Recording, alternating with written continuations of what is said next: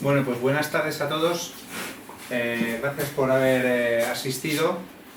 Estamos esta tarde aquí para hacer un poco una reflexión y aportaros información sobre la situación del mercado de alquiler, ¿vale? Hoy vamos a estar tres personas aquí hablando, de colaboradores nuestros, yo mismo, que soy gerente de Century 21 Boutique, y otros dos panelistas más, que es Jesús Martínez Caja, es abogado, secretario general de Amadei, que es la patronal madrileña del sector inmobiliario, y Pedro Junquera, que es delegado para la zona centro de la mutua de propietarios, de empresa de seguros con la cual nosotros hacemos muchos de los seguros para proteger a nuestros propietarios, a los propietarios de los pisos que ponen alquiler con nosotros, ¿vale?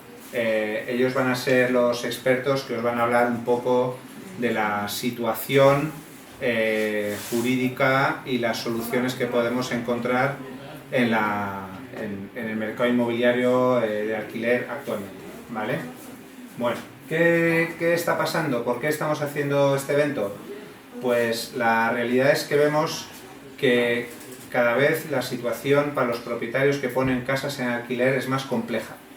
Y esta situación es la que nos ha llevado al revés de lo que pasa en el mercado, que cada vez hay menos propiedades en alquiler, decidir montar un equipo específico para gestionar alquileres, que ahora os presentaremos, puesto que a mayor dificultad para el propietario, en lugar de dejarle solo y abandonarle y decirle, bueno, pues quita el piso del alquiler o lo que sea, queremos tener un equipo de expertos que sean capaces de aportaros soluciones y de aportar una visión que garantice vuestras inversiones, vuestras propiedades, y dentro de un marco jurídico que es complejo, pero que existen soluciones, ¿vale?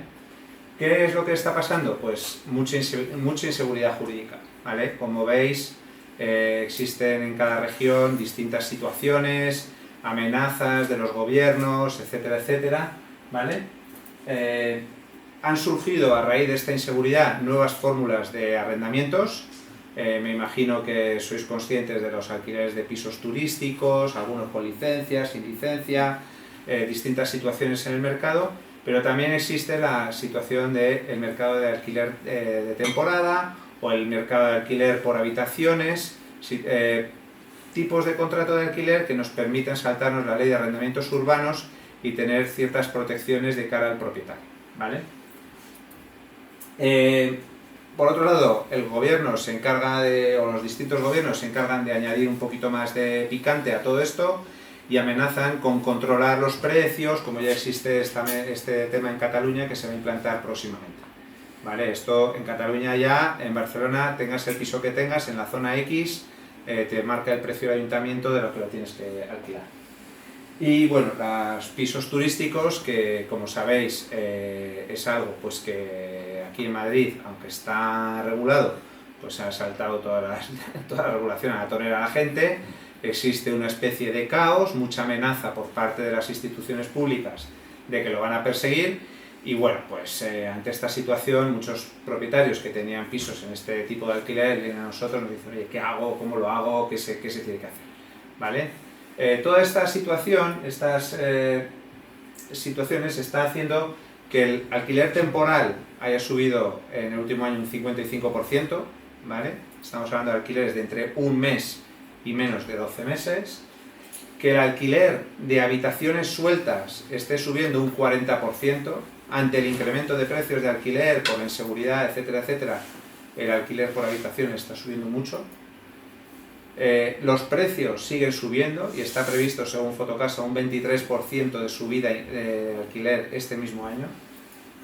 Y el 26% de los propietarios que tienen un piso en alquiler de larga duración han dicho que cuentan con quitar el piso del mercado de alquiler. Es decir, habrá menos propiedades en alquiler, a consecuencia de esto los precios subirán y crece la inseguridad, en fin, todo es un poco caótico para el inquilino, que lo sufre en el modo precio, pero para el propietario, que lo sufre en modo inseguridad, porque yo estoy seguro que la mayoría de inquilinos no quieren ser ocupas, no quieren dejar de pagar y no quieren hacer muchas cosas, pero los propietarios también se ven amenazados por la ley y por las noticias y entonces pues bueno, se protege, ¿vale? Bueno, dicho esto, que es la situación un poco caótica en la que nos encontramos, me gustaría presentaros el equipo de alquiler y la persona que aquí lo va a representar, que es Enrique, ¿vale? Bueno, Enrique va a ser el director de este equipo. En muy poquito tiempo hemos conseguido ya seleccionar otras 5 personas que van a incorporarse con él. Todos vienen con amplia experiencia en el sector y, bueno, aparte de que todos los que tengáis un asesor inmobiliario de Century 21, con el cual ya estabais trabajando, vais a seguir trabajando con ellos, pero ellos serán un poco los que también instruyan a estos asesores desde el punto de vista legislativo, todas las novedades que pueda haber, para que estén todos al límite de todos los conocimientos y que sepamos todos todo, ¿vale? Así que nada, presento a Enrique, si quieres apuntar algunas palabras. No, básicamente yo creo que hay como 3 divisas, ¿no?, que están interrelacionadas siempre, que son dinero, tiempo y conocimientos, ¿no? Y todas influyen en las otras, ¿no? Nosotros lo que os vamos a ofrecer siempre es muchísimo conocimiento y muchísima dedicación para que el tiempo el dinero que podáis recibir de los alquileres esté mucho más asegurado y sea optimizado. Eso es lo que vamos a hacer aquí en Century y poco más. Muy bien, pues muchas gracias. Y ahora ya, sin más, os paso con Jesús Martínez Caja, que os va a hacer un poco una breve situación, bueno, cómo está jurídicamente todo esto, ¿no? Bueno, Jesús. sin entrar, buenas tardes a todos. Primero, Toma. sin entrar en... Yo creo que se me oye bien, ¿no? Sí, pero sí. Además tengo la voz tomada que siempre da sensación así como más radiofónica, ¿verdad? A ver, sin entrar en muchas profundidades jurídicas, porque yo parto de la base de que ustedes no tienen unos conocimientos jurídicos y legales como para empezar aquí a hablar de leyes y articulados, ¿vale? Entonces, vamos a hablar un poco de cómo está el mercado del alquiler, en el sentido de los tipos de alquiler que hay, qué beneficios y desventajas tienen cada uno de ellos, para que ustedes como propietarios y arrendadores sepan o tengan por lo menos una base de cómo poder elegir el alquiler mejor desde su punto de vista, que no tiene por qué coincidir el punto de vista de uno con el de otro, ¿vale? Entonces la ponencia se llama así: beneficios y desafíos de los distintos tipos de alquiler. Exploraremos los diferentes tipos de alquileres, bueno, los urbanos, evidentemente, no nos vamos a ir a hablar de los alquileres rústicos, ni mucho menos. Y bueno, yo creo que esta ya la puedes pasar. Alquileres urbanos, ¿de acuerdo? Están los que están regulados por la LAU y los que no están regulados por la LAU. La LAU no solamente habla de viviendas, ¿vale? El título 2 de la LAU nos habla del alquiler de vivienda habitual y permanente, que es el alquiler tradicional que todo el mundo conoce, de arrendamiento de vivienda. Pero luego hay un título 3, que es el del uso distinto a vivienda habitual, que es el de los alquileres de locales, naves, oficinas, trasteros, garajes, siempre y cuando los trasteros y los garajes no estén anexionados a la vivienda, etc. Y el de temporada, que también se entiende que es un contrato para uso distinto a vivienda habitual. Este contrato de temporada, que en la exposición que os ha hecho antes Fran, es el que más ha crecido, sustituyendo a este de vivienda habitual y permanente. Ahora os explicaré cómo hay que hacerlo, porque no todo el mundo lo hace bien. Y luego pueden surgir discrepancias con el inquilino, conflictos con el inquilino, que nos lleve directamente al juzgado.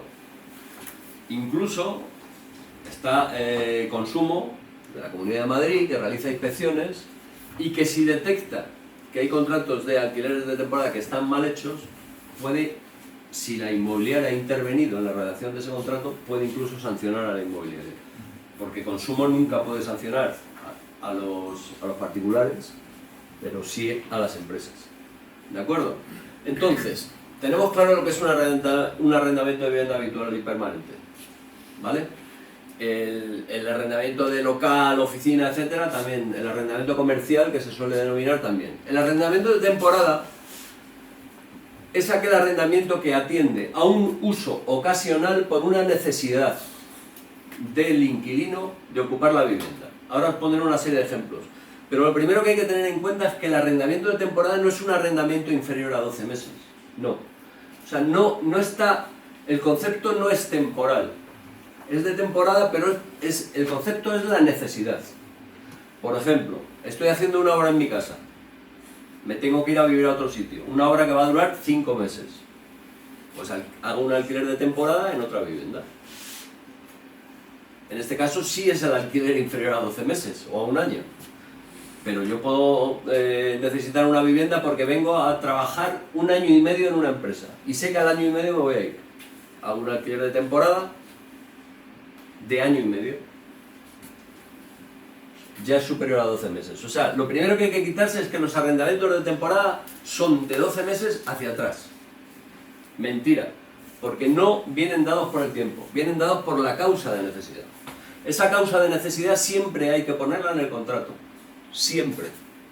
Y es más, en el propio contrato hay que poner dónde está la residencia habitual del inquilino. Porque se supone que ese inquilino tiene la residencia habitual en otro sitio. Claro, no vale decir la residencia habitual está en Cochabamba, Perú. No.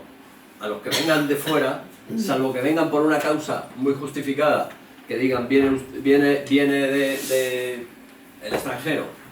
Estoy hablando de los inmigrantes, que se recurre mucho a hacerles alquileres de temporada y luego no son ciertos, ¿no? Porque hay muchos que sabemos que vienen aquí a intentar quedarse en España y luego lo que surge, ¿vale? Entonces, alquiler de temporada. Los casos más clásicos que se dan. Estudios. Vengo a realizar un máster, vengo a realizar un curso de X, de posgrado, de lo que sea, y entonces necesito alquilar por esa necesidad concreta y por la duración de ese curso. Y es más, sería bueno, desde mi punto de vista recomendable, y llegará en algún momento a ser exigible, ¿no, Pedro?, que se anexe al contrato, pues por ejemplo, la matrícula del curso. ¿Vale?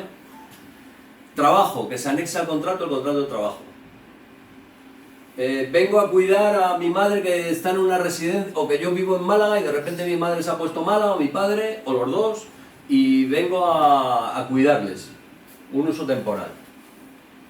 Pues también un contrato de temporada, en donde, por si tú no puedes estar en casa de tus padres, pues tendrás que estar en otro sitio. Entonces se puede hacer un contrato de temporada. O si tus padres están en una residencia y tú quieres estar cerca, lo que sea, ¿vale?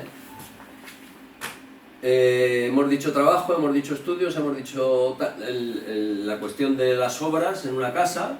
En vez de irte a un hotel, puedes alquilar una vivienda que sea de temporada, y algunos supuestos, otros supuestos que se pueden dar, pero siempre esos supuestos específicos. Si no hacemos bien el contrato de temporada, nos podemos encontrar que cuando tú quieras echar el inquilino, este inquilino diga: yo no me voy, que me eche un juez, porque aquí ha habido un fraude de ley, porque aquí se está tapando. Con este contrato de temporada lo que está usted tapando es uno de vivienda habitual y permanente.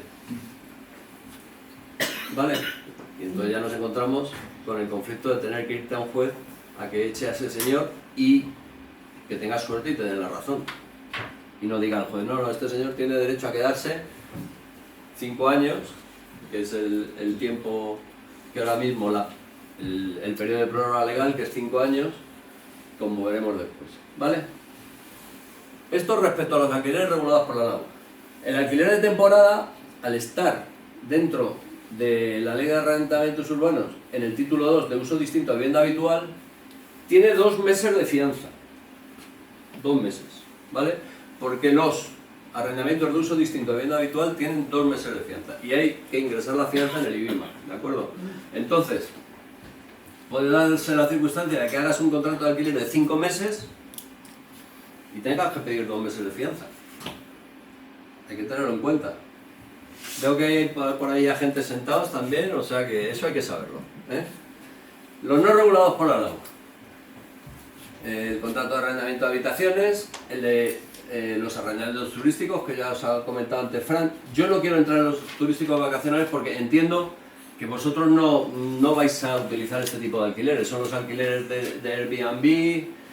Hay 2 tipos de alquileres turísticos: los apartamentos turísticos, que son los que veis cuando vais pasando por la calle, que pone AT en un cartelito azul con las letras en blanco, AT, 1 llave, 2 llaves, 3 llaves. Estos son los alquileres que están en edificios en proceso, que los explota una empresa dedicada a alquiler turístico, ¿de acuerdo? Y luego están las viviendas turísticas, que son distintas, que son aquellas viviendas sobre las que se ha sacado una licencia, lo otro evidentemente también lo tienes que explotar con licencia, pero están en edificios residenciales.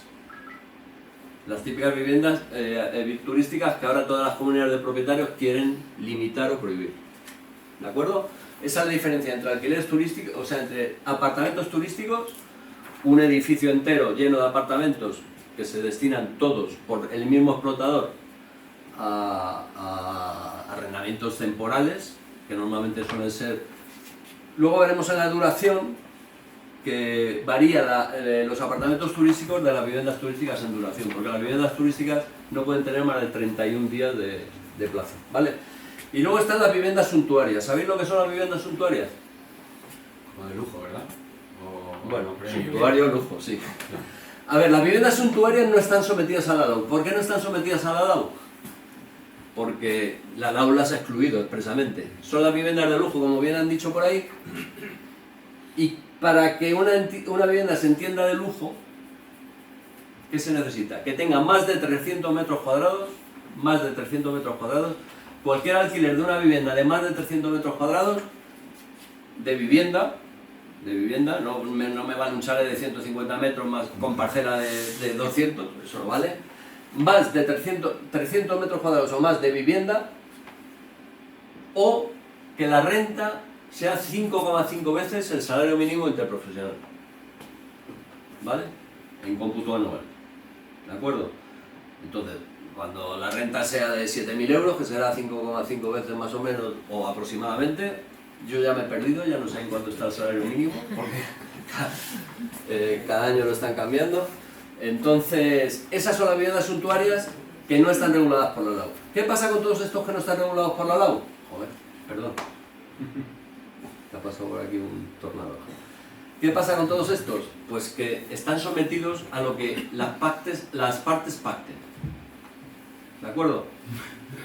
Siempre hay unos límites, pero están sometidos, evidentemente, el orden público, la ley, todo eso no te lo puedes saltar. Pero de la misma forma que todas las condiciones de los arrendamientos regulados por la LAU están en la LAU, solo que respecto a los de uso distinto a vivienda habitual y de temporada, que están incluidos en esto, ya lo hemos dicho, hay algunas partes que tanto inquilino como arrendador pueden pactar, ¿de acuerdo? Aquí pueden pactar absolutamente todo. Solo que los apartamentos turísticos tienen algunas limitaciones porque los regulan la normativa de las comunidades autónomas, ¿de acuerdo? Entonces no te puedes saltar esas, o sea, tienen limitaciones respecto a la superficie, respecto a metros de fachada, etcétera, y incluso respecto a los plazos. Pero esto no lo vamos a tocar, vamos a seguir tocando el otro. ¿Pasamos? Luego, si les queda alguna duda, me parece que hay un tiempo para resolver dudas, ¿verdad? Duración de los alquileres, la vivienda habitual. ¿Hay aquí alguien que esté alquilando más allá de la vivienda habitual? O sea, quiero decir, ¿otro tipo de alquileres que no sea de vivienda habitual? ¿Todos son arrendadores de vivienda habitual? Vale.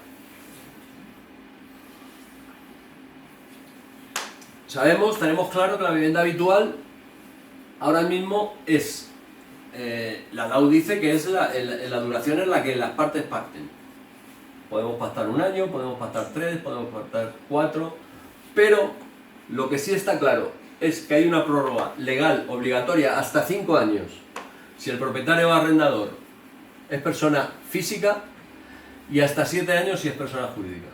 ¿De acuerdo? ¿Esto qué quiere decir? Que siempre que el inquilino quiera, se puede ir renovando, o se debe, si el inquilino lo impone así, se debe ir renovando el alquiler año a año hasta llegar a los límites máximos. ¿Qué pasa cuando se llega a los límites máximos de 5 o 7 años? 7 años, persona jurídica. Persona jurídica, una sociedad, ¿de acuerdo? ¿Qué es lo que pasa si llegamos a los 5 o 7 años y no hemos preavisado con la necesaria antelación de que el contrato se va a extinguir? La antelación tiene que ser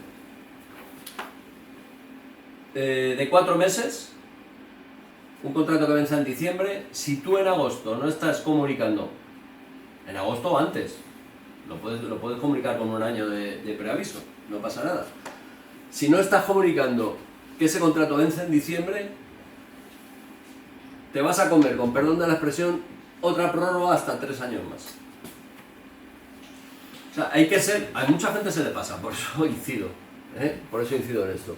Hay que tener mucho cuidado porque se os puede convertir un contrato de 5 años en un contrato de 8 en el momento que tengáis el más mínimo error a la hora de notificar la extinción del contrato al inquilino. ¿De acuerdo? Y en caso de persona jurídica, 10. ¿Vale?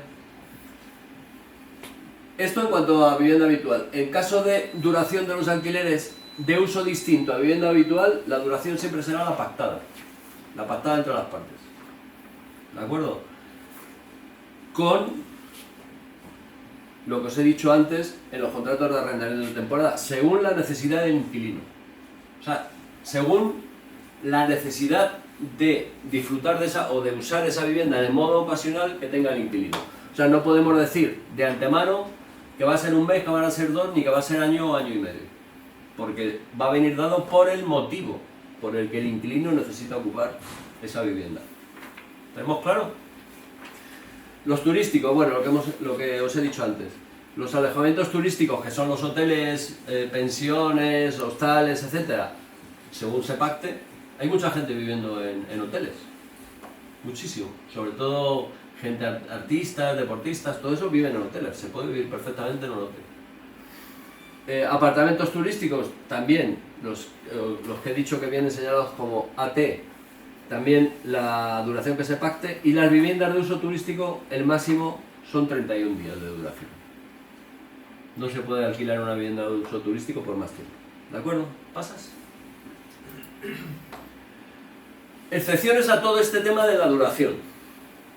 La excepción a la prórroga forzosa por causa de necesidad. Me imagino que han oído ustedes hablar de ese tema, y además no solamente espero que hayan oído hablar, sino que además en todos los contratos de arrendamiento que ustedes tengan como arrendadores debe figurar escrita la excepción de prórroga forzosa por causa de necesidad. ¿Por qué? Porque si no viene escrita no se va a poder aplicar. ¿Vale? ¿Esto cuándo pasa? Pues cuando el arrendador necesita la vivienda para sí, para su hijo, para sus padres. Transcurrido un año de contrato, durante los 12 primeros meses de contrato no se puede usar, pero transcurrido un año de contrato le puedes decir al inquilino que tiene que desalojar la vivienda porque tienes tú la necesidad de ocuparla. Tienes que demostrar al inquilino esa necesidad. Primero le tienes que contar, tengo esta necesidad, y luego se la tienes que demostrar, porque el inquilino no se la tiene por qué creer. ¿Vale?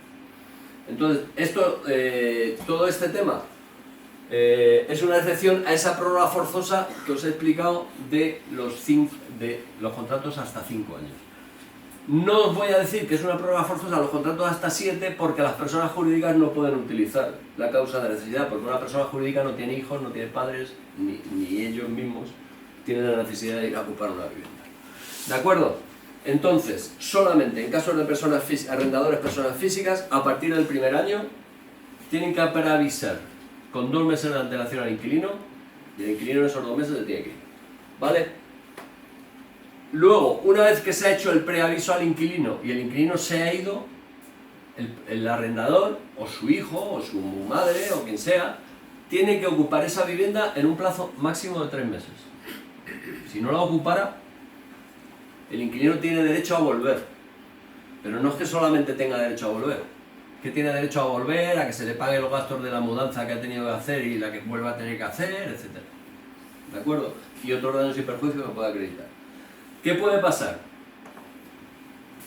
Esto se utiliza mucho por los propietarios, arrendadores, para quitarse al inquilino en medio y luego vender la vivienda, si tienen necesidad de venderla. Puede salir bien, puede salir mal. Normalmente un inquilino, cuando se va por esto, pues se desentiende, busca otra vivienda y se desentiende, ¿vale? Pero si por lo que sea es un inquilino pejiguero que dice, a ver si esto me la está jugando, pues puede estar pendiente no solamente del movimiento que hay en la casa, sino del propio registro de la propiedad, y al cabo de los 5 o 6 meses usted ha vendido la casa, y llega el inquilino y dice, oiga, que usted ha vendido la casa, aquí está, la nota simple del registro de la propiedad. Ahora quiero volver. Y que me indemnice usted con todos los gastos también. ¿Vale? No podría, seguramente no podría volver, porque el que haya comprado será comprador un tercero de buena fe y nadie le va a echar de esa casa que ha comprado. Pero el propietario que ha vendido se puede encontrar con muchos problemas judiciales y de una condena segura. ¿Vale? El desistimiento del arrendatario. Hemos dicho que siempre que quiera el arrendatario, el contrato va a durar hasta 5 años. ¿Vale? Pero puede pasar que el arrendatario se quiere ir de la casa, el de motu propio.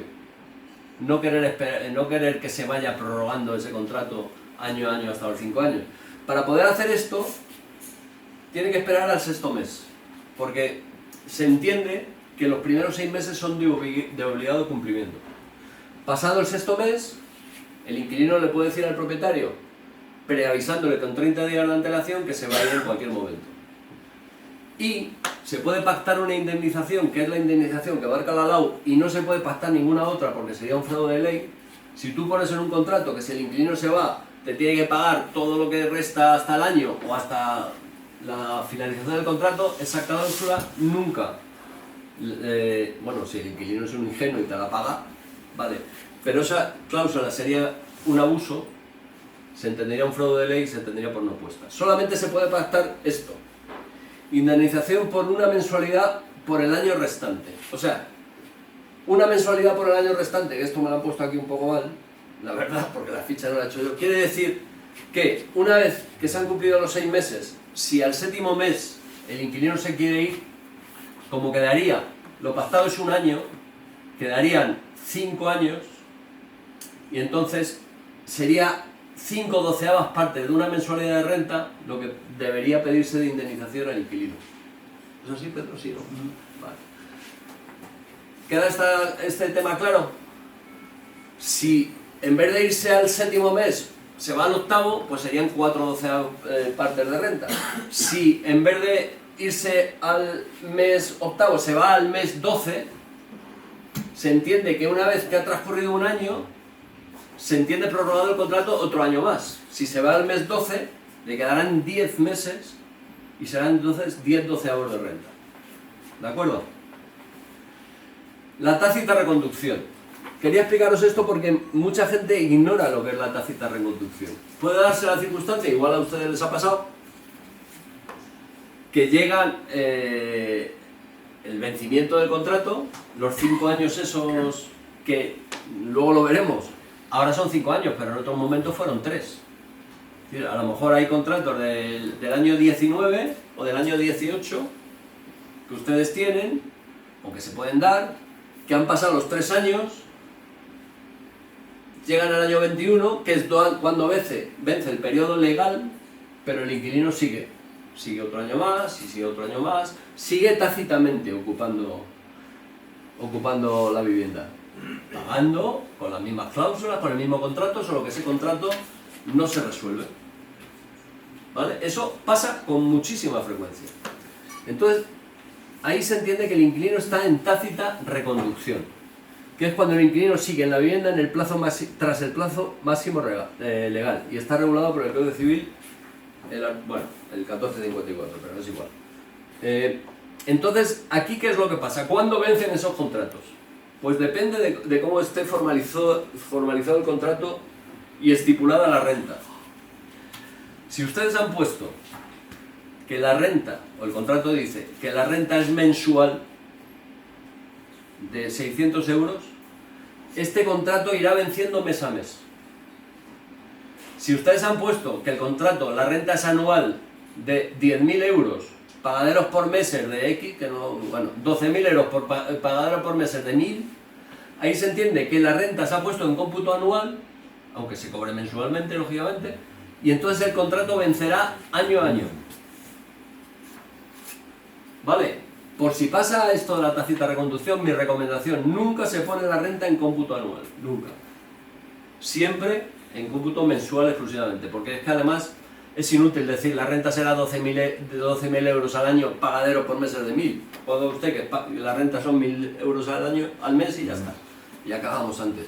Y entonces tendremos el control de que si nos pasa esto de la tácita reconducción, tendremos el control de que mes a mes nosotros podremos resolver ese contrato.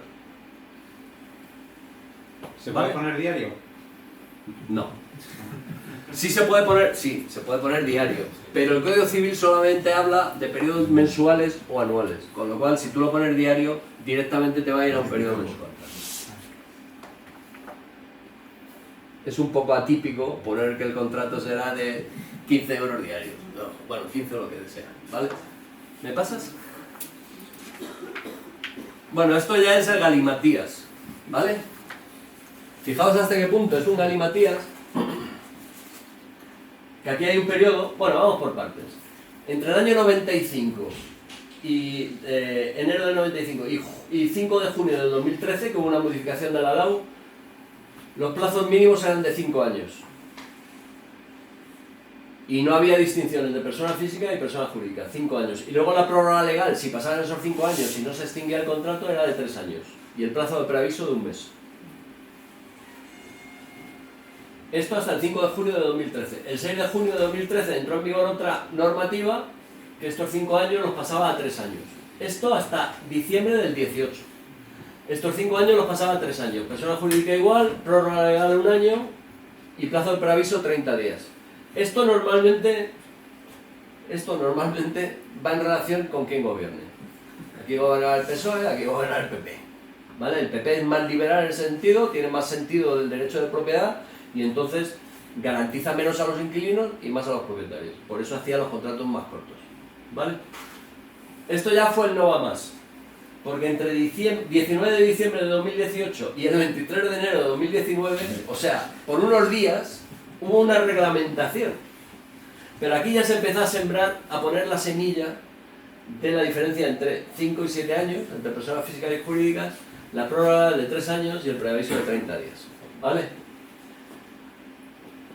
No me he puesto a calcular los días, pero son 23 días de enero y aproximadamente 12 o 13 de diciembre, o sea, un mes y pico, mes y poco, ¿vale? Entre el 24 de enero del 2019 y el 5 de marzo de 2019, ¿vale? Igual, 3 años, 1 año y 30 días. Quiero decir, os estoy explicando esto porque tendréis contratos de estas fechas, seguramente, que estén pendientes de vencer, ¿vale? Y ahora ya desde el 6 de marzo de 2019, ya son 5 años, 7 años, 3 años, y con la nueva ley de la vivienda han introducido esto, lo que os explicaba antes. Para que el contrato no se vuelva a prorrogar, el arrendador tiene que avisar con 4 meses al inquilino de que no quiere que se prorrogue el contrato. Y el inquilino lo puede hacer avisando al arrendador con 2 meses. Este es el periodo máximo de preaviso que ha establecido el gobierno actual en garantía de los inquilinos. ¿De acuerdo? ¿Pasamos? Alquiler de vivienda habitual. Beneficios y riesgos. Bueno, los beneficios están claros. Mayor estabilidad a largo plazo, porque sueles tener un inquilino que si el inquilino responde, pues puede permanecer mucho tiempo. Yo conozco muchas relaciones entre propietarios e inquilinos o entre arrendadores e inquilinos que han estado años, o sea, el inquilino pagaba puntualmente, encima relaciones de amistad. Conozco inquilinos que con sus propietarios tienen relaciones de amistad y que en la vida les han actualizado las rentas. Pero cuando empezó a introducir el gobierno toda la normativa de garantizar a los inquilinos, etcétera, de dificultar los desahucios, etcétera, es cuando ya se crea un clima tal de inseguridad jurídica. Esto no tiene ningún matiz ideológico, que aquí puede haber gente de todas las ideologías. Yo solamente digo lo que pasa en el mercado, para que ustedes sean conscientes, ¿vale? Entonces ahí ya el propietario empieza a pensar, joder, llevo 3 años sin subirle a mi inquilino porque estoy contentísimo con él, pero ¿y por qué no le subo? Me voy a empezar a plantear de subir, no subir la renta, sino actualizarla con los mecanismos que marca la ley, ¿no? Que era el IPC y ahora es el IRAF. Entonces, esa mayor estabilidad a largo plazo sigue existiendo en el contrato de arrendamiento de alquiler de vivienda habitual, pero está muy mermada ahora por toda esta normativa gubernamental. Luego, los beneficios fiscales. El alquiler de vivienda habitual es el único que permite al propietario deducirse gastos hasta un tope, pero sobre todo deducirse, aquí en la Comunidad de Madrid antes era el 60% y ahora es el 50%. El 50% de todo lo que ingreses hay una casilla en renta que son rendimientos de capital inmobiliario. Si ustedes son arrendadores lo tienen que saber. Y ahí hay que declarar todo lo que se gana alquilando una vivienda. Pero hay una exención de un 50%, la ha habido de un 60% y ahora es de un 50%. ¿Vale? O sea, eso es un beneficio fiscal para el propietario. Los riesgos, por lo que estamos hablando de inseguridad jurídica, mayores garantías legales para el inquilino, cada vez más. Ahora mismo ya han expulsado del mercado a las familias vulnerables, porque ¿quién va a alquilar una vivienda a una familia vulnerable si no la vas a poder echar? Llevamos, en caso de que no paguen, ahora mismo los desahucios de familias vulnerables están paralizados hasta el 31 de diciembre del 2025. Lleva desde el periodo de la pandemia, que en pandemia era lógico que se adoptaran medidas de este tipo, pero es que se ha ido prorrogando desde el año 21, 22, 23, 24, 25. Las familias vulnerables totalmente imposible desahuciarlas, porque los procedimientos judiciales están suspendidos. ¿De acuerdo? Y luego los impagos. Que puedes tener una relación con un inquilino larga, o sea, puedes tener estabilidad siempre y cuando el inquilino responda y esté pagando. Pero evidentemente si impaga, encima te encuentras con que al inquilino se le puede desahuciar por no pagar, pero es que ahora los procedimientos judiciales hemos pasado de tener lanzamientos en 4 o 5 meses a irnos a año y medio, 2 años. Antes yo comentaba con Pedro que tengo algunos que duran 3 o 4 años ya. ¿Vale? No quiero ser alarmista, ¿de acuerdo? No quiero ser alarmista. Desde mi punto de vista, el alquiler de vivienda habitual sigue siendo el mejor contrato. Pero luego Pedro se explicará por qué. Porque para eso están los seguros, que cubren todo. ¿Vale? ¿Pasamos? No sé cómo voy de tiempo, ¿eh? Vale, fenomenal. El alquiler de temporada.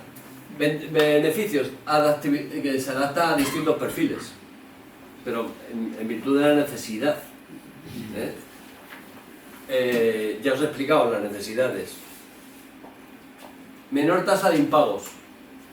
Curiosamente en los arrendadores de temporada hay menor tasa de impagos, pero no vayamos a pensar por esto. ¿Por qué hay menor tasa de impagos? Porque el que arrienda en temporada sabe que va a estar muy poco tiempo. Entonces paga, y porque tiene la necesidad de estar y paga religiosamente. Porque esa necesidad que tiene de estar le viene impuesta por esa causa para concertar un arrendamiento de temporada. Ya hemos hablado antes de la causa, ¿verdad? Y luego, mayor rentabilidad a largo plazo. Bueno, al estar menos tiempo, cuando vuelves a alquilar, puedes alquilar por más precio. Si está subiendo el mercado, si está bajando, pues no, obviamente. Riesgo, posible fraude de ley si no es ocasional, lo que os he explicado antes, ¿de acuerdo? Si la causa de utilizar o de ocupar esa vivienda no es real, no existe esa causa, no existe esa ocasión de ocupar esa vivienda porque está inventada, porque lo que se ha hecho ha sido camuflar un contrato de vivienda habitual en uno de temporada, entonces te puedes encontrar con fraude de ley y tener que aguantar al inquilino 5 años, ¿vale? Alquiler de habitaciones. La alta rentabilidad, evidentemente el alquiler de habitaciones es un alquiler que normalmente tiene mucho trasiego, que luego por otro lado veremos que es un inconveniente porque los pisos se desgastan rápido, posibles quejas vecinales, los costes operativos elevados. Claro, no es lo mismo estar pendiente del alquiler a una familia que si tú tienes un piso de 4 habitaciones, estar pendiente de 4 alquileres, porque en definitiva son 4 alquileres. Aquí lo recomendable siempre es una agencia o una gestora de patrimonio que los alquileres de habitaciones los lleve ya.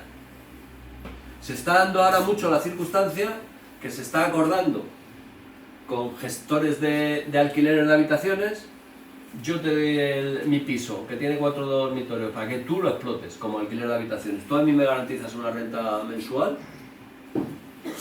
Esto se está dando bastante ahora, ¿de acuerdo? Y luego ya la persona que gestiona, que normalmente son sociedades, o son agencias, o son gestoras de patrimonio, la que gestiona esos alquileres corre con todos los riesgos. El propietario no, salvo la insolvencia pero vamos, no suele ser habitual, aparte de que también se puede asegurar. ¿Vale? ¿Seguimos? Bueno, el alquiler comercial es el de los locales, oficinas, que una vivienda se puede transformar en oficina, despacho de abogados, clínica dental, etcétera, siempre y cuando no lo prohíban los estatutos de la comunidad. ¿Vale? Entonces, no quiere decir que haya que tener un inmueble que solamente sea para oficinas. También se puede hacer a lo mejor en una vivienda, ¿no? Pero las ventajas son claras: ingresos estables, responsabilidades compartidas, mayor control de la propiedad, porque se puede pactar con el inquilino que la propiedad entre a ver si hay que hacer una obra o si quiere hacer labores de inspección, etcétera, cosa que en las viviendas no se puede pactar. Nunca puede... Vamos a ver, pactar se puede pactar, pero luego el inquilino no lo va a cumplir. Eso de decir, yo puedo pasar por aquí 2 veces al mes a ver cómo está la casa, o una vez cada 3 meses, no, porque el inquilino va a decir, por mucho que lo ponga en el contrato, va a decir, no, yo tengo mi derecho a mi intimidad y usted no me lo puede vulnerar. Así que si en el contrato, si usted se presenta, llama a la puerta y dice que vengo a hacer mi inspección mensual, te va a decir el inquilino, pues váyase por donde ha venido. ¿Vale? No, es que lo pone en el contrato.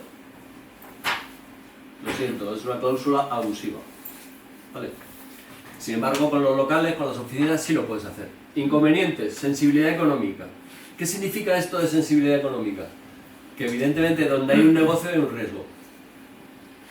Puedes alquilar un local o una oficina para un negocio, para una actividad profesional, y que le vaya mal esa actividad profesional.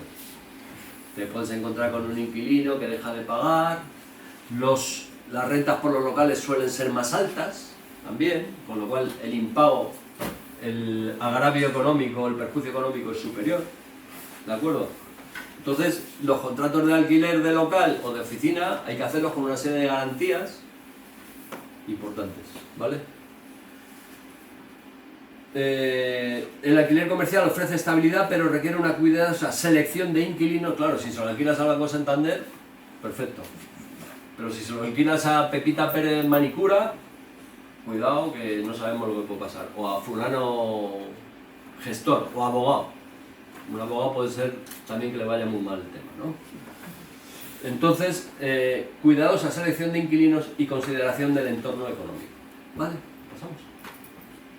Bueno, pues ya he acabado. ¿Me ha pasado? Todo muy bien, ¿no? Bueno, pues yo soy Jesús Martínez Cajas, soy, como ha dicho Fran, secretario general y asesor jurídico de la Asociación Madrileña de Empresas Inmobiliarias Amadei. Bueno, estoy en ejercicio desde el año 87, ya llevo un tiempecito, y soy especialista en Derecho Inmobiliario desde el 92. Muchas gracias por la atención.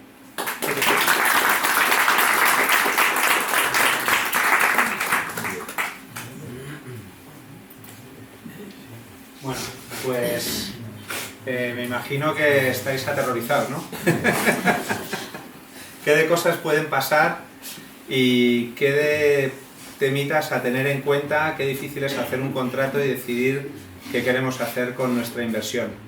Pero bueno, existen soluciones, incluso para lo que parece el contrato más que nos expone más, y por eso hemos traído a Pedro, que nada, a continuación nos va a empezar a hablar de las soluciones y cómo no tener esos riesgos que perjudican nuestra inversión. Pedro. Muy bien, pues muy buenas tardes a todos.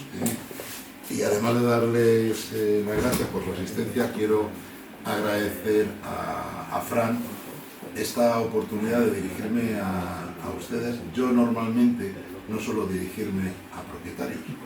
Las aseguradoras normalmente, cuando nos dirigimos a alguien, nos dirigimos a canales de distribución, en este caso APIs, o en este caso, en otros casos, corredores de seguros, administradores de fincas, es decir, gente que se dedica a ayudarles a ustedes a encontrar inquilinos y a ayudarles a la gestión.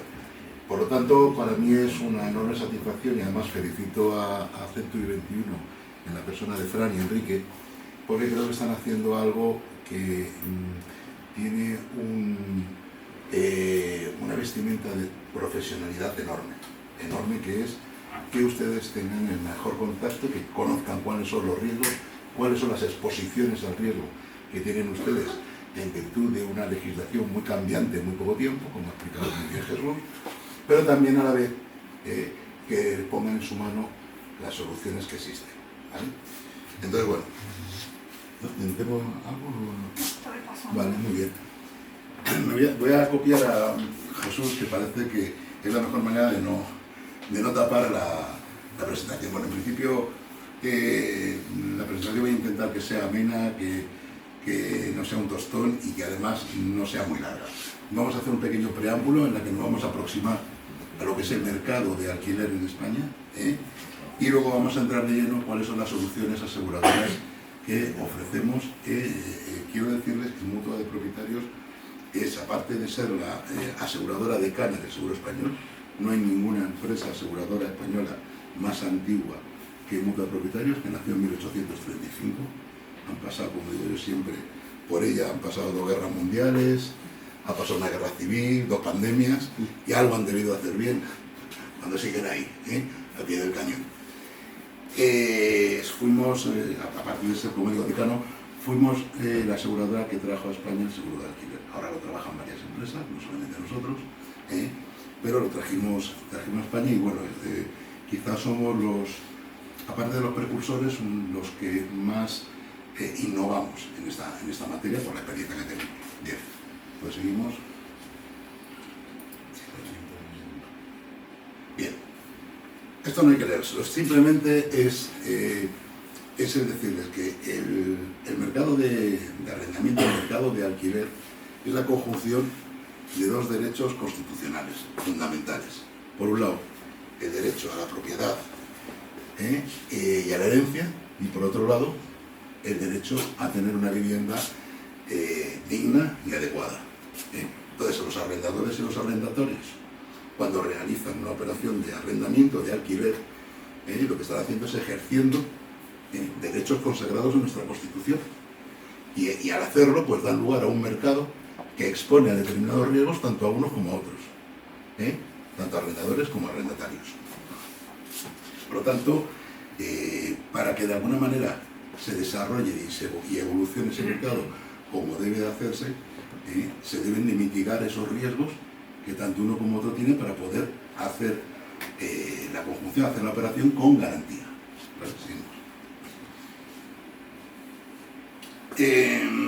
Para cubrir las necesidades de vivienda que tiene España, nosotros tenemos una necesidad de vivienda que no todas se cubren con la venta. Se necesita el mercado de arrendamiento. Pero como digo, para que ese mercado de arrendamiento funcione, hay que dar paz y tranquilidad a las partes, tanto a unas como a otras, porque los inquilinos necesitan un sitio donde alojarse, donde vivir, donde hacer un proyecto de vida, y por otro lado los propietarios que han adquirido pues unas propiedades pues fruto de su trabajo, de sus ahorros, o rentas que complementan pues, su pensión. En fin, hay muchísimas razones por las cuales una persona puede invertir en un activo inmobiliario, pero también para poderlo arrendar necesita seguridad. ¿Y qué seguridad? ¿Qué le pasa a un propietario cuando de alguna manera se dispone a alquilar? ¿Qué necesita? ¿Qué pide? Pues hombre, lo primero que necesita es tener una certidumbre de pago, tener la seguridad de que va a percibir mensualmente las rentas que han pactado. Otra cosa que necesitan es, pues bueno, en el caso de que esto de alguna forma pues no suceda, pues lo que no quiere es enfrentarse al destrozo de la vivienda que puede ocurrir. Es decir, que un inquilino te produzca actos vandálicos por lo cual te destroza tu propiedad. Y luego necesita también contar con profesionales del derecho, con gente que conoce esta materia, gente especialista, para que de alguna forma pues, le asesore, le aconseje, le lleve de la mano, le acompañe a la hora de presentar la demanda de reclamación de cantidad y de desahucio, y para todos aquellos incumplimientos de contrato. Aquí nos estamos centrando mucho en el impago, pero hay dentro de un contrato de arrendamiento hay muchos posibles incumplimientos. Quizá el más, por así decirlo, el más grueso es el impago de la renta, por supuesto, pero luego hay muchos otros. Pues bueno, pues que tengas la defensa, que tengas garantizada esa intervención, ese acompañamiento de un profesional y que los gastos no tengas que pagar nada, pues bueno, es algo que necesita el propietario. Y por otro lado, ¿qué necesitan los inquilinos? Ahora, no sé si nos oye alguno, no sé si alguno de ustedes es inquilino, porque se puede dar la circunstancia de ser propietario y arrendador y también inquilino. No, vete al anterior. Aquí. ¿Qué necesitan los inquilinos? Antes lo hablábamos Jesús y yo, que las distintas disposiciones y normativas que se han ido sucediendo en tan solo 3 años, salió la ley 12/2023 en mayo, y cuando no llevamos prácticamente ni 2 años, ahora ha salido en enero una nueva ley que también toca el tema del arrendamiento e impacta sobre él, pero es que también ha salido un Real Decreto, el 1/2025, que también impacta. Pero bueno, por esta ley hasta abril no entra en vigor, hasta el 3 de abril, por lo tanto no es objeto de... no es materia ahora que vayamos a tratar, pero sí decir que en una situación como esta, y para poder cubrir esa capacidad, esa necesidad que tiene la nación de cubrir la vivienda, también hay que tener en cuenta qué le pasa al inquilino. ¿El inquilino qué necesita? Bueno, pues el inquilino necesita una oferta amplia. Necesita disponer de una oferta con el mayor número de alternativas para alquilar mediante herramientas que promuevan certidumbre a ustedes, a los arrendadores, para que ustedes se animen a poner en el mercado sus propiedades y no lo que está pasando, como antes decía Jesús, está pasando lo contrario. En el momento de mayor riesgo, el propietario pues le entra la incertidumbre y lo que hace es sacar del mercado su propiedad. Bueno, si el arrendador se anima a arrendar, hay más vivienda disponible en el mercado, y si más vivienda disponible en el mercado, en una nación que pertenece a un área económica que es capitalista, pues domina la ley predominante en el mercado económico, que es la ley de la oferta y la demanda. Entonces, si salen muchas viviendas a alquiler, el precio se reduce porque hay más competencia, y entonces el inquilino se favorece de eso, encuentra una oferta mucho más amplia. Por otro lado, necesita rentas asequibles. Rentas asequibles es precisamente lo mismo, que haya un equilibrio entre la oferta y la demanda. Ahora mismo no pasa esto, y ya no voy a hablar de Cataluña. Ya no voy a hablar de Cataluña porque en Cataluña, en el año 2020 ya se aplicó una ley en Cataluña que limitaba el importe de las rentas, y lo que ha sucedido, sin que esto tenga ninguna connotación política, de verdad que no la tiene. Es más, lo que estoy diciendo es el resultado y las claves de un estudio de una escuela de negocios muy importante en España, que se llama ESADE. Hizo un estudio, y lo que se consiguió es justo el efecto contrario. Las rentas de las viviendas de mayor importe, es decir, las de mayor poder adquisitivo, donde vivía gente de más dinero, esas rentas fueron las que bajaron, porque el precio de referencia evidentemente era más alto, todos bajaron, y por contra las viviendas de importe más pequeño, que pertenecían a las clases trabajadoras, a las personas con menor renta disponible, esas lo que hicieron fue subir. Y se ve una diferencia entre las zonas tensionadas y no tensionadas tremenda. Bueno, pues lo que se necesita es que haya un equilibrio, que haya mercado, que haya un equilibrio en el que, bueno, pues hay juego, y al haber ese juego y al haber ese equilibrio entre la oferta y la demanda, pues las rentas son más asequibles. Luego también necesitan alquilar al menor coste posible. Ya no voy a hablar de hace años, antes de que empezase la ley, cuando no se regulaba los meses de garantía que se podían pedir, y no sé si se acuerdan ustedes que hace años era quien iba a alquilar y podías pedirle 6 meses de depósito, más el mes de fianza, más el mes en curso, más el mes de agencia, con lo cual al final alguien iba a alquilar un piso y tenía que llevar un disponible de 10 meses, de 10 mensualidades. Ahora eso está acotado con la nueva ley, con la ley 12/2023, está acotado a 2 meses. Pero claro, si encima le puedes quitar esos 2 meses, porque la garantía, que es insuficiente además, porque una garantía de 2 meses para alguien que paga, pues que me diga alguien qué garantía es, ninguna, te garantizan 2 meses nada más. Pero ya habéis oído a Jesús, o sea, un procedimiento normalmente en Madrid, que hay sitios donde dura más, pues están en los 8, 9, 10 meses, y alguno, pues eso, me contaba el que tiene uno de 3 años. Pues claro, de alguna manera 2 meses es insuficiente. Bueno, pues si el propietario tiene esa garantía a través de un seguro, no necesita cobrar al inquilino esos 2 meses. Y si no necesita cobrar esos 2 meses, para el inquilino es más asequible entrar en ese tipo de vivienda.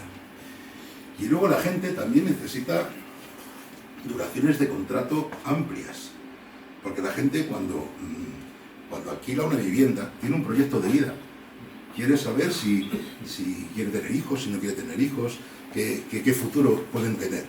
Entonces necesitan contratos con duraciones amplias, ya ha dicho Jesús, 5 años. En el caso de personas físicas, 7 años en personas jurídicas. Bueno, ¿cómo convencemos a un propietario que meta en su casa a un desconocido y que además le dé las llaves para que las use durante 5 años? Pues garantizándole que si pasa algo, eso está cubierto. Y si eso está cubierto, el arrendador arrendará tranquilo.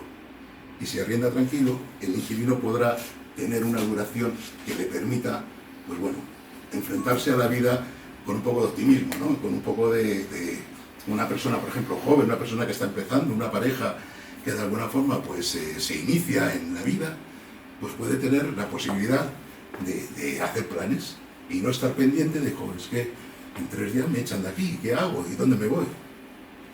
Bien, dale, perdona. Bien, entonces esto tenía una animación de estas que permite el PowerPoint, que es que los arrendadores por un lado, que vienen por aquí, y los arrendatarios por otro, se encuentran en una esfera de protección a través del seguro, que es con lo que he iniciado mi intervención. Al final, de lo que se trata es de que tanto unos como otros consigan lo que quieren, lo que necesitan, para poder dar lugar a ese contrato de arrendamiento, a esa operación de arrendamiento que además el país necesita. Y además vamos abocados a que cada vez el arrendamiento crezca más. Somos un país que tiene todavía mucho, o sea, la tendencia ya es al alza, todavía más arrendamiento. Pero que si nos comparamos con países como Alemania, como Dinamarca, o como Austria, el índice nosotros estamos ahora mismo en el 20 y tantos %, el 25 casi, así 1 de cada 4 personas ya vive en una vivienda que no es suya, pero es que en Alemania, en Dinamarca están en el 40%. La gente no inmoviliza capital para comprar una vivienda. Se va a alquiler, es verdad que son países con unas disposiciones legales que, bueno, pues permiten esto, ¿no? Bien, pues seguimos. Es decir, el seguro tiene un valor social muy importante porque al mitigar riesgos y al prestar de alguna forma certidumbre a las partes, hace que el negocio, que la operación se pueda llevar a cabo la medida que se necesita. Esto es simplemente culturilla. Hay muchos estudios que revelan la necesidad de tener garantías a la hora del alquiler. Pero este es un estudio que hemos sacado de una red, que es la red más importante en el mundo, que de alguna forma, pues bueno, lo que miden son gente interdisciplinares en el mundo, son especialistas en bienes raíces y en el uso del suelo, y hicieron un estudio para ver la tensión que existía entre los ingresos que tenían las familias y la oferta asequible de rentas asequibles que habían en el mercado. Entonces, al hacer esta comparación, se ve que hay una brecha enorme entre la capacidad de pago existente por parte de los inquilinos y el coste de las viviendas. Y difiere dependiendo de las capitales de los sitios. Por ejemplo, en Zaragoza hay una oferta asequible, o sea, el 93% de las viviendas son ofertas asequibles. En Zaragoza no parece que haya mucho problema en el tema de impagos, que parece que hay cierta seguridad. Pero, por ejemplo, nos fijamos en Madrid y es una apuesta de cara a cruz casi. 55%. Esto no quiere decir que haya 55% de impago. Lo que quiere decir es que en función de los ingresos de las familias, la oferta asequible para sus ingresos es del 55% nada más. ¿Esto qué quiere decir?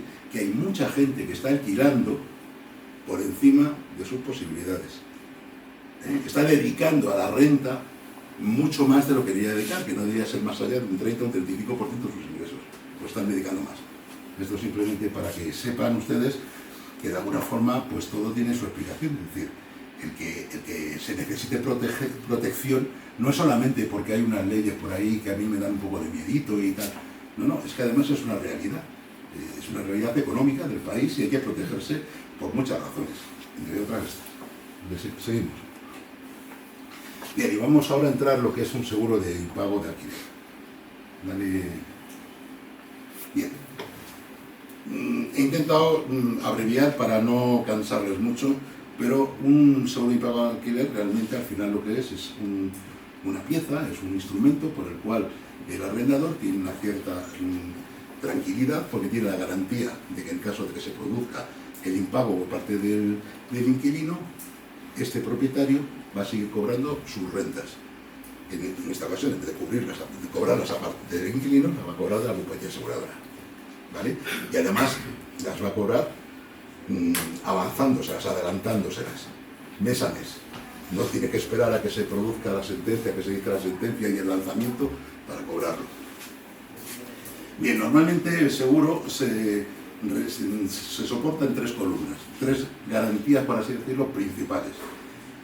Una es el impago de las rentas, otra es la defensa jurídica, todo lo que se necesita en materia de gastos judiciales, de abogados, procuradores, notarios para los poderes, en fin, todo lo que se necesita, y luego los actos vandálicos, es decir, para pagar los daños que se puedan producir en la vivienda arrendada. ¿Nosotros cómo abordamos esto? Pues abordamos que para el impago de las rentas ustedes pueden contratar desde 6 hasta 24 meses de periodo de cobertura. Es decir, el que sea muy optimista y diga, pues no me quiero gastar mucho en el seguro, yo con 6 meses creo que esto se sustancia. Bueno, es demasiado optimista, no creo que en 6 meses se pueda sustanciar, pero lo puede contratar el que quiera, o porque quiera hacer como una especie de coaseguro, es decir, yo me autoseguro en una parte, este es mi fondo de resistencia, pero a partir de ahí necesito el auxilio de una aseguradora para que me cubra 6 meses. Y puede llegar hasta 24. 24 quizás sea un poco exagerado. Sea un poco exagerado hoy en día que sabemos lo que ha pasado con las leyes. Pero, por ejemplo, para los grandes tenedores, 24 meses tampoco era una barbaridad, porque resulta que los grandes tenedores, con la ley 12/2023, no podían presentar la demanda tan pronto se producía. No sé si alguno de ustedes es gran tenedor. Aquí en Madrid, afortunadamente, para ser gran tenedor hay que tener más de 10 viviendas urbanas o 1.500 metros cuadrados de superficie en propiedad. En las zonas de mercado residencial tensionado bajan a 5. Madrid hoy por hoy no es una zona de mercado residencial tensionado y parece que no lo va a ser mientras exista el gobierno autonómico actual, que ya lo ha declarado. O sea, yo no, sin ningún matiz político, el gobierno de la comunidad ya ha declarado que no va a aplicar esta... No es que no la vaya a aplicar, ojo. La zona de mercado residencial tensionado es una concesión, es un derecho que tiene la comunidad. Si una comunidad autonómica no lo aplica, no está incumpliendo la ley, está ejerciendo su derecho a aplicarla o no, porque es una competencia que tiene la administración autonómica, ¿vale?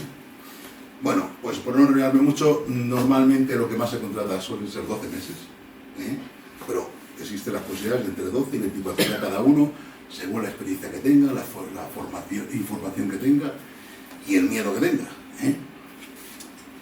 Para gastos de defensa jurídica hay un límite de 3.000 euros, tanto si la defensa jurídica se hace a través de los abogados de la empresa, de la compañía, nuestros abogados, como si lo hacen los abogados de libre elección que ustedes designen. O sea, tienen ustedes derecho a libre elección. No tienen por qué ser los abogados de compañía. Imagínense, oye, yo tengo un primo, o yo soy abogado, o yo quiero que me lo lleve Jesús. Muy bien, oye, Jesús me ha gustado mucho, como les pone, se le ve que es un tío que domina esto, pues a mí me da garantía Jesús. Venga, pues me Jesús. Nada, lo único que tiene que hacer es comunicarlo, que el tema lo va a llevar Jesús y ya está. Y Jesús nos minutará a nosotros. ¿Hasta dónde? Hasta 3.000 euros de gasto. Normalmente, para este tipo de procedimiento y con abogados con los que tenemos concierto, hay más que suficiente, tremendo. En libre elección también hay más que suficiente. Ahora, también es verdad que todo el mundo estamos aquí para ganar dinero y hay muchos abogados que ya se saben los límites y bueno, pues minutan, sabiendo que la compañía va a pagar hasta 3.000, pues minutan lo más que pueden.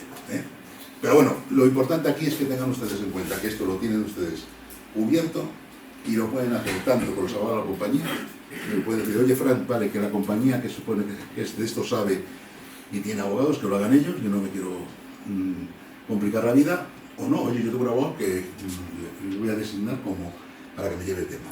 Y luego, para los actos vandálicos, de forma automática en la póliza se cubren hasta 6.000 euros por daños al continente, incluyendo la apropiación indebida de elementos del continente.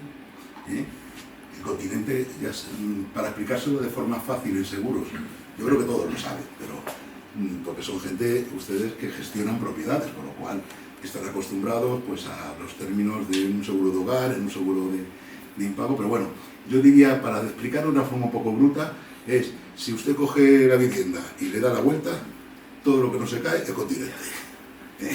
Todo lo que está pegado a las paredes, ¿sabes? Eso sería continente. Bueno, pues lo que es para el continente está cubierto hasta 6.000 euros y 1.200 euros para el contenido, daños al contenido. En ambos casos con una franquicia de 300 euros. Franquicia quiere decir que los primeros 300 euros no lo pagaríamos, lo pagarían ustedes, ¿vale? Luego, además, en el seguro tienen ustedes opciones de franquicias entre 0 y 6 meses. O sea, lo pueden contratar con franquicia o sin franquicia. ¿Qué quiere decir que hay una franquicia? Pues si yo cubro 12 meses por una franquicia de un mes, quiere decir que el primer mes de impago no lo pago. No se lo pago a ustedes, ¿vale? Eso lo cubren ustedes. O lo pueden contratar sin franquicia. Es decir, no, yo cobro desde el no quiero luego líos, que si me quitas uno, que no. Todos. Bueno, pues lo contratas sin franquicia y ya está. Todas las posibilidades. También le cubren la gestión, los gastos de gestión para demostrar la condición de pequeño tenedor.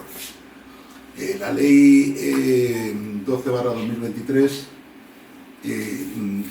realiza una serie de modificaciones y hace que tengas que demostrar si eres gran tenedor o no.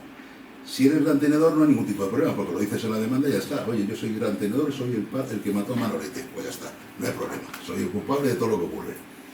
Pero si eres pequeño tenedor, lo tienes que acreditar. Y eso lo tienes que quitar a través de notas registrales. No hay ningún problema, pues lo hacemos nosotros, pero es una cosita que antes no estaba cubierta porque no se necesitaba y ahora sí está cubierta porque se necesita. Luego hay 3 cosas ahí que hasta que no ha salido, cuando se hizo la ley 12/2023, 50 diputados del PP presentaron recurso de inconstitucionalidad.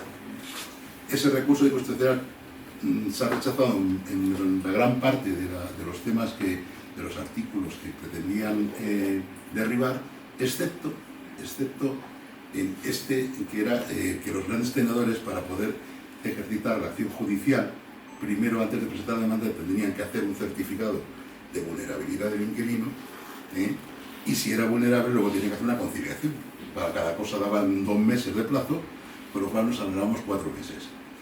El Tribunal Constitucional ha considerado inconstitucional ese artículo, porque atenta contra el derecho de, ¿cómo se llama? Judicial efectivo, ¿cómo se llama? La tutela judicial. No salía la palabra. Atenta contra el derecho a la tutela judicial efectiva de los grandes tenedores. La quita y por lo tanto son 3 coberturas que dábamos antes, pero ya pues no se necesitan, que eran los gastos de gestión para acreditar la vulnerabilidad del inquilino, también lo cubríamos en caso de gran tenedor. El proceso de conciliación previo, que tenías que intentar para poder presentar la demanda. También ayudábamos con 250 euros a todos los gastos de esa gestión. Y luego además, claro, cuando en un seguro de impago, la condición para impagar, o sea, para pagar el impago, la condición es siempre que se demande. Si no hay demanda, no se paga. O sea, no puede haber, porque bueno, eso podía dar lugar pues, a una serie de cosas un poco raras entre arrendador y arrendatario. Entonces, yo te pago, pero hay que presentar demanda, ¿vale? ¿Qué ocurría antes? Que si un gran tenedor llegaba a una conciliación con el inquilino, evitaba la demanda y se daba la circunstancia que en ese caso, como no presentaba demanda, no tenía ninguna cobertura. Para paliar esa laguna, esa injusticia quizá que se pueda producir, pues nosotros pagábamos hasta 2 meses de renta al gran tenedor, aunque no hubiese demanda. Y luego tienen ustedes pues una defensa jurídica de lo más amplia. Siempre tenemos la costumbre de hablar del impago, pero es que dentro de un contrato de arrendamiento hay montones de cuestiones que se pueden incumplir y todas ellas están cubiertas por la póliza. Pero es que además, su posición como propietarios hace que tengan una serie de derechos que a lo mejor necesitan poner de manifiesto. Por ejemplo, temas de servidumbre, de paso, temas de higiene, de olores, temas de ruidos, contratos de un electrodoméstico que compra y no funciona. Todo eso que deriva de la propiedad inmueble, todos los gastos de defensa jurídica para defender sus derechos también lo tienen cubierto a través de la póliza. Nos fijamos siempre en lo grueso. El trazo grueso es el impago, pero todo lo demás también. Por eso está aquí una letra tan chiquitita, porque es que no cabe. Porque hay tantas cosas que no caben, pero no sé, si quieres se lo leo, pero yo creo que quizá no merezca la pena dedicar mucho tiempo a esto, porque esto tiene ustedes luego la posibilidad de informarse con Fran, con Enrique, y yo estoy también a su entera disposición, evidentemente. Venga, seguimos. A ver. Además de esas coberturas, luego tiene otra serie de coberturas que ya son automáticas también. No las tienen que pedir, no las tienen que pagar aparte, entran dentro del precio del seguro. Como es, por ejemplo, lo que nosotros ya denominamos, porque aquí cada cual tiene una definición de lo que es inquiocupación.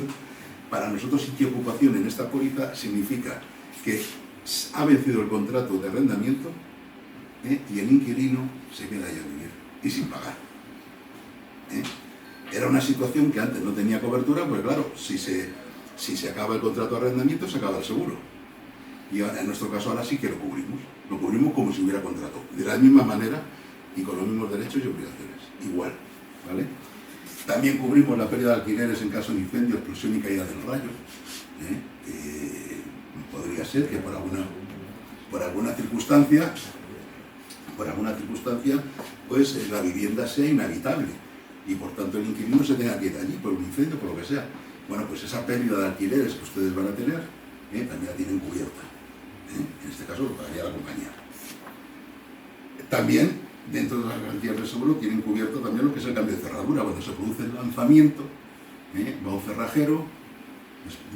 Yo se lo estoy contando y a lo mejor alguno ha tenido la mala experiencia de haberlo vivido.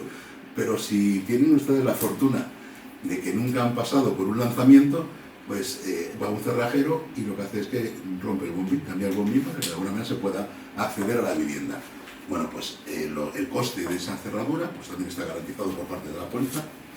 Se está cubierto también el impago de suministros. O sea, el inquilino podría ser que además de impagar la renta, impague los suministros porque, por ejemplo, ustedes han mantenido el contrato de luz o de agua o lo que sea, lo han mantenido a su nombre y se lo pasan luego pues al inquilino, siempre poniéndolo en el contrato, claro.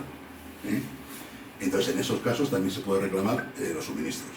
La otra opción es que el inquilino haga su propio contrato y en ese caso, si no lo paga, pues ya vivirá algo Endesa o quien sea.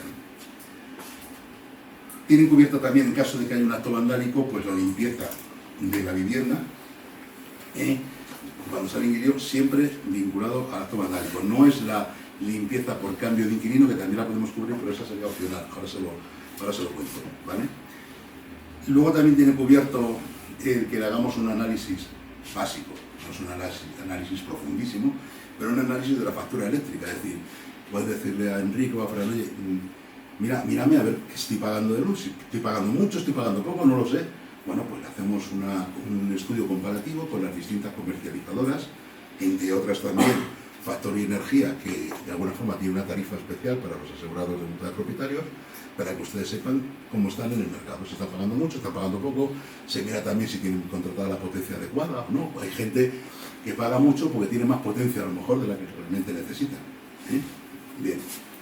Y tienen asesoramiento telefónico no solamente en materia legal, sino también en materia por ejemplo, de arquitectura o técnica. Si quieren saber si tienen derecho o no a una subvención, si van a hacer obras y cómo puedo sacar la cédula de habitabilidad. Todas estas cosas también tienen una vía de consulta telefónica. Y luego, una vez transcurrido el primer año, también cubrimos lo que es el certificado de eficiencia energética. El primer año no, pero en el momento en que se cumple ese primer año, si les vence a ustedes el certificado y lo tienen que renovar, lo pueden hacer con cargo a la póliza y lo tienen cubierto. En fin, la póliza es tan completa que ahora se han quedado simplemente como cobertura opcional esta, que es la asistencia 24 horas, que lo que cubre no se contrata mucho, porque la gente al final, ¿qué ocurre? Que tiene sus pólizas de hogar y a través de las pólizas de hogar, por ejemplo, ya tienen la fontanería, electricidad, cerrajería de urgencia. Hay pólizas de hogar que también cubren la limpieza de la vivienda por cambio de inquilino. Y luego, pues bueno, la conexión con profesionales y asesoramiento fiscal. Eso se puede contratar como opcional, lo pagas aparte y ya está. Todo lo demás está incluido ya en el precio, que ahora veremos. Y luego también decirles que nosotros, a partir de la segunda anualidad, es decir, cuando se va a pagar el tercer recibo, si no ha habido ningún siniestro, pues tienen un bonus de un 5% de descuento sobre la renta. ¿Vale? Seguimos. Sí, y todo esto que yo he contado, ¿cuánto cuesta? Mucho, poco, porque claro, me estáis contando aquí las maravillas del mundo, pero a lo mejor resulta que es que esto no lo puedo pagar. Bueno, ahora es dificilísimo saber, imagínense ustedes que he dicho que pueden contratar entre 6 y 24 meses con o sin franquicia, pues claro, las alternativas de prima son muchísimas. Pero aquí les he puesto la más común de contratación, que es 12 meses con un mes de franquicia, aunque esto de la franquicia está cambiando. Ahora la gente cada día más contrata sin franquicia. Pero en el caso de una póliza estándar de 12 meses con un mes de franquicia, nosotros lo que cobraríamos es el 4,63% de la renta anual más la prima del consorcio de compensación de seguros para cubrir los riesgos extraordinarios, que son 1,76 euros. Que lo tenemos que poner aparte porque como no está, es una prima fija, pues no les puedo decir la tasa. ¿Y el 4,63 cuánto es? Pues más o menos representa un poquito más de la renta de medio mes. Si por ejemplo la renta mensual son 1.000 euros, el seguro por todo el año les va a costar más o menos pues, 550, 540, 557, una cosa así. Esto es lo que le cuesta, pero no es lo que le vale. No es el coste del seguro, esto es lo que pagan, pero lo que cuesta es algo menos. ¿Por qué? Porque como antes ha contado Jesús, hay unas excepciones fiscales. Es decir, ¿cómo hacen ustedes la tributación de esto? Pues se ponen por un lado, esto lo saben hacer ustedes, vamos con los ojos cerrados. Por un lado tienen los ingresos, de alguna manera tienes en virtud de las rentas, y a eso le quitan los gastos. Oye, pues se tiene que poner aire acondicionado, tiene que hacer una obra, tiene que estar. Lo que sale es el rendimiento neto. Bueno, pues de ese rendimiento neto hay una parte por la que no se tributa, está exenta. Antes de la ley 12/2023 era el 60%, y ahora, con carácter general, ha bajado al 50%. Hay posibilidades de que sea más, pero bueno, se tiene que juntar la galaxia de Andrómeda con Plutón el día 32 de octubre para que pueda estar, de alguna forma, conseguir más de un 60%. Tienes que hacer, pues eso, una rehabilitación, o tienes, en fin, es muy difícil. Pero bueno, el 50% se hace con carácter general. ¿Esto qué quiere decir? Pues esta es la diferencia de que tú adquieres con o sin seguro. Al final, si nos vamos al final, aquí estaría pues el coste, el rendimiento neto sin seguro, que son, pues bueno, pues cobro 12.000, no le quito ningún gasto de seguro, 12.000. Aquí le quito pues los 557 que me cuesta el seguro, con lo cual el rendimiento neto es un poquito menor. Sobre esto le aplico la exención fiscal, y sobre esto es lo que tengo que tributar. A partir de aquí cada uno aplica su margen, su marginal. Es decir, yo he puesto un 47 que no es ni el más alto ni el más bajo. Cada uno tendrá que aplicar su porcentaje, pero vamos, aplicando un marginal del 47%, lo que antes eran un poquito más de 2 semanas, al final se convierte en un 42,6, que es menos de 2 semanas. O sea, por un lado esto es lo que pagas y esto es lo que te cuesta.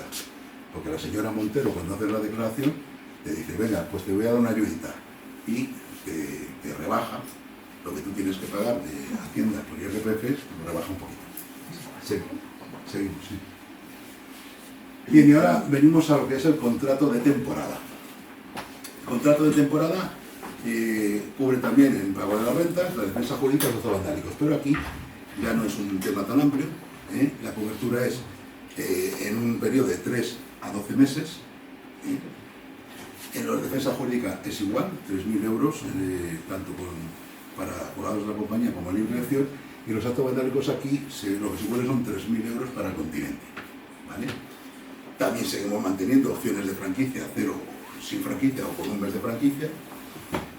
Es una póliza temporal, con lo cual se anula automáticamente a vencimiento y tiene una duración máxima de 12 meses. La duración mínima del contrato de alquiler debe ser 3 meses. Es en el mercado lo normal son 5, ¿vale?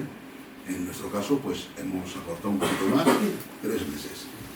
Claro, alguien me puede preguntar, pero lo que tú estás contando, con lo que ha contado antes Jesús, que el contrato temporal no lo define el periodo de tiempo por el que se contrata, sino el uso para que se destina a esa vivienda, y que no hay plazo, y dices, con 12 meses, ¿qué pasa si el contrato temporal no es lo normal? Normalmente casi todos son de menos de 12 meses, pero podría ocurrir que hubiera un contrato de temporada de 15 meses.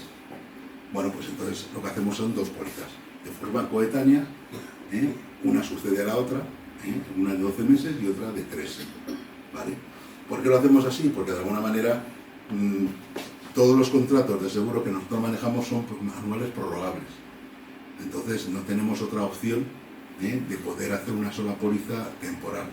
Pero bueno, la vocación es cubrirlo, no dejar esa cobertura, entonces lo que haríamos es una póliza por 12 meses y luego otra que sucede a la primera y que se hace en el momento que se contrata la póliza. O sea, no hay que estar recordando, a ver, cuando me venza tengo que pedir, pues no. Desde el primer momento ustedes le dicen a Centro 21, oye, contrato de temporada, bueno, no hace falta que se lo digan, ellos lo saben, contrato de temporada de 15 meses. Ya ellos nos piden de los 15 meses, ya le damos las 2 pólizas para que de alguna forma tengan la continuidad en el riesgo, ¿vale? Vuelvo a repetir lo que ha dicho hoy, no quiero insistir más en ello, porque lo ha explicado perfectamente Jesús, que lo que determina si estamos ante un contrato de temporada no es la duración, sino el objeto. Ejemplos, pues un curso académico, trabajo, vacaciones, siempre que no sean segunda residencia ni alquiler turístico, porque como muy bien ha dicho Jesús, estos son temas que no van sobre la LAU. En un tema de vacaciones sí podría ser, por ejemplo, yo qué sé, pues alguien viene de Alemania y se viene a pasar 7 meses. Tiene su vivienda habitual, pero va a vivir de una forma temporal en España, pues de marzo hasta octubre. Entonces se puede hacer. Y luego, pues el alcance de la cobertura de la defensa jurídica es tan amplia como la otra. ¿Cuánto cuesta este seguro? Pues digo lo mismo, no es fácil de determinar porque para que ustedes lo comprendan, el precio viene dado por una matriz que tiene 2 entradas. Una entrada va según el periodo de duración de los contratos y la otra entrada según el periodo de cobertura que tú quieres darle. Y esto son 10 situaciones distintas, con lo cual son 100 posibilidades, que a eso lo unimos con o sin franquicia, ya nos vamos a 200 tasas. Pero bueno, hemos puesto aquí un ejemplo, por ejemplo, ¿cuánto costaría? Claro, entre la duración del contrato y la duración de la cobertura no tiene nada que ver. Puede haber un contrato de temporada de 6 meses y que ustedes quieren contratar una cobertura de 12 meses. ¿Por qué? Porque si el inquilino impaga en el juzgado, da igual que sea un contrato de temporada que no sea permanente. La duración del procedimiento va a ser la misma. Entonces tú puedes tener un contrato de temporada de 6 meses, pero quiero garantizarme que si hay un impago, estoy protegido pues durante 12 meses, por lo que pueda durar el procedimiento, ¿vale? El coste del seguro para un contrato de 12 meses de duración, garantizando 12 meses con un mes de franquicia, estaría en un 4,51 de la renta. Es decir, estamos más o menos hablando de lo mismo, un poquito menos que el otro, un poquito menos de medio mes, pero vamos, que también es una tasa bastante asequible. A ver, seguimos. Y todo esto, ¿cómo lo hacemos? Esto a lo mejor a ustedes les importa un poquito menos, pero yo se lo quiero explicar, porque esto yo creo que también forma parte del producto y de la garantía para ustedes de que todo esto del seguro además lleva un anexo, que es la tranquilidad de que no vamos a contratar a cualquiera, sino que vamos a hacer un scoring, vamos a hacer una selección de esos inquilinos que de alguna forma pues vienen al olor de la rica miel, ¿no? Ahora, claro, ahora un piso en alquiler hay que cogerlo como sea. Entonces tienes mucha gente que de alguna manera unos vienen con muy buena fe, la gran mayoría, pero siempre hay alguno que pues viene, pues eso, que cobra 800 euros de nómina y ya se ha fabricado una nómina porque maneja el Word de maravilla o el PDF y le ha puesto un 1 delante y ahora son 1.800 euros, ¿vale?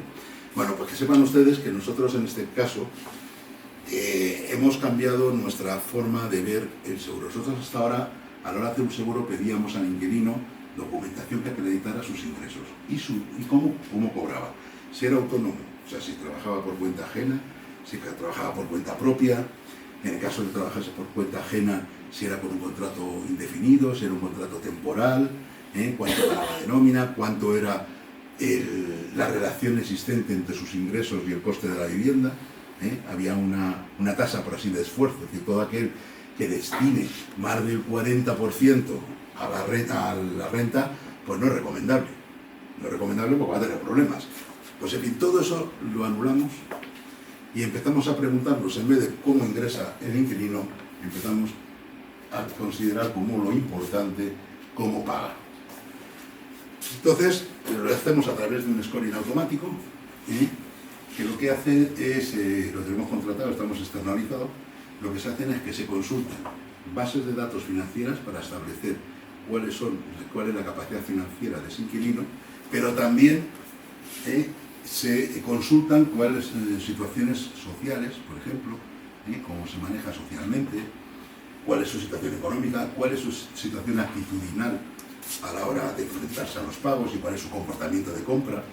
Es alguien que suele pagar y así lo hace durante años y suele de alguna forma hacer frente a sus compromisos de pago, o es alguien que va dejando chapapote por ahí, porque resulta que está en el fichero de inquilinos morosos, o está en el RAI, o tiene una sentencia judicial por impago de no sé qué.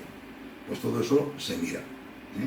Pero cuando ustedes de alguna forma pues ponen su vivienda en alquiler y le dice a Fran que le busque un inquilino, Fran va a coger esos inquilinos y los va a pasar por aquí.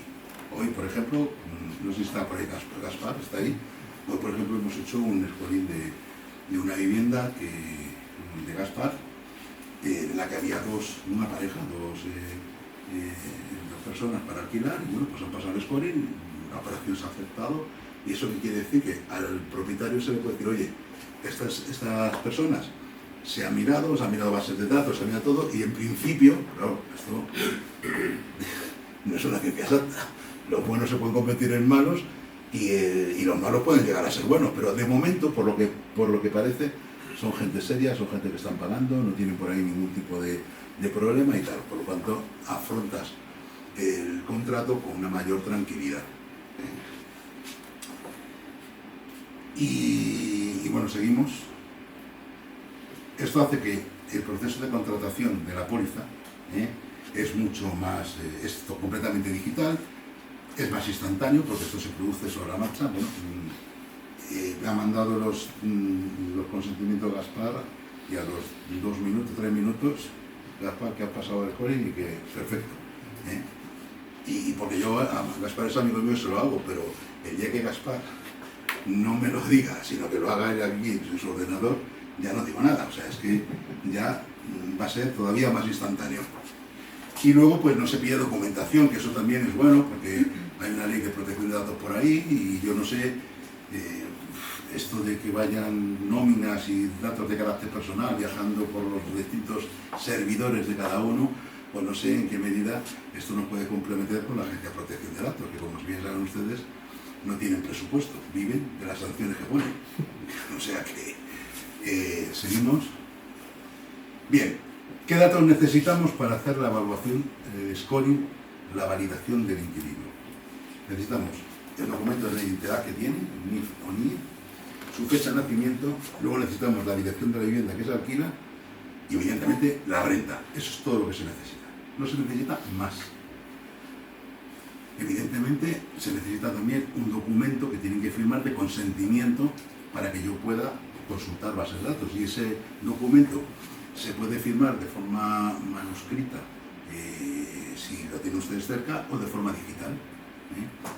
Dan ustedes el teléfono móvil del inquilino o su correo electrónico y hay una petición que viaja a través de un SMS al inquilino diciendo: oye, necesito que me firmes esto porque Century 21 va a hacer una alquilerta, ellos lo firman, se integra y adelante. Y a partir de ahí, en cuestión de 0, se acepta la operación, que es en la gran mayoría de los casos, se rechaza porque ha habido algo, y si ha habido algo y ustedes nos preguntan, le preguntan a la Century 21, oye, ¿y por qué? No se lo puede decir, porque además no lo sabe. Y si me pregunta a mí, tampoco se lo puedo decir porque no lo sé.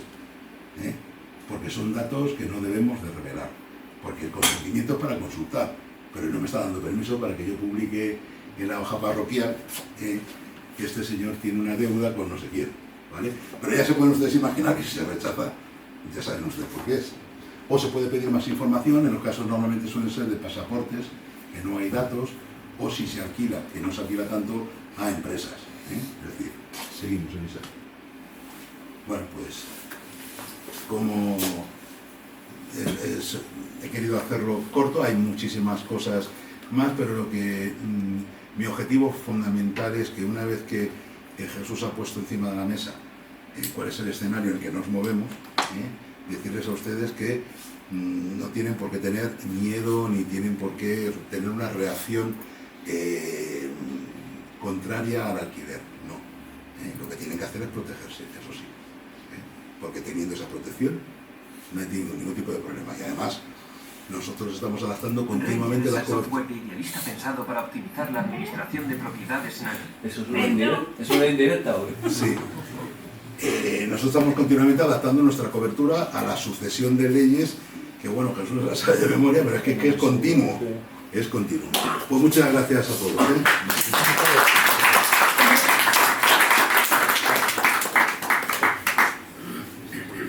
Bueno, gracias Pedro, gracias Jesús. Ha sido dos presentaciones que espero que hayan sido, bueno, para mí han sido impecables. Dada la complejidad de todo esto y para que todos tengamos bien toda la documentación, etcétera, etcétera, nosotros en Century 21 Boutique hemos contratado una plataforma, que es lo que os vamos a enseñar, un breve vídeo, ya esto sí que va a durar 2 o 3 minutos, para que propietarios, inquilinos y la agencia estemos en todo momento informados con toda la documentación disponible, el seguro, dónde está el depósito, la fianza, todo esto, que lo tengamos todo súper controlado, ¿vale? Que cuando tengamos que hacer la renovación de precio con el inquilino, tengamos un botón donde apretamos y automáticamente le llegue la información en tiempo y forma, que no se nos pase el plazo, etcétera, etcétera, ¿vale? Entonces, esto es lo que os queremos presentar.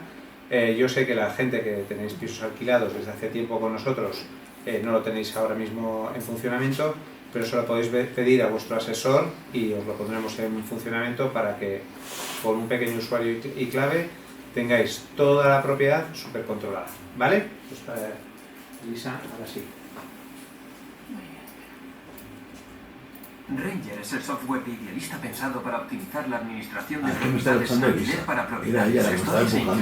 Permite la gestión integral de tus activos inmobiliarios de una forma muy sencilla, ahorrando tiempo y dinero. En Ranger puedes administrar fácilmente todas las fases en la gestión del alquiler. Gestiona los cobros y pagos de tus alquileres, fianzas, suplidos, gastos o suministros. Desde un mismo sitio y de forma automatizada, podrás también conciliar tus movimientos con el banco, generando ficheros SEPA o utilizando nuestros métodos de pago online.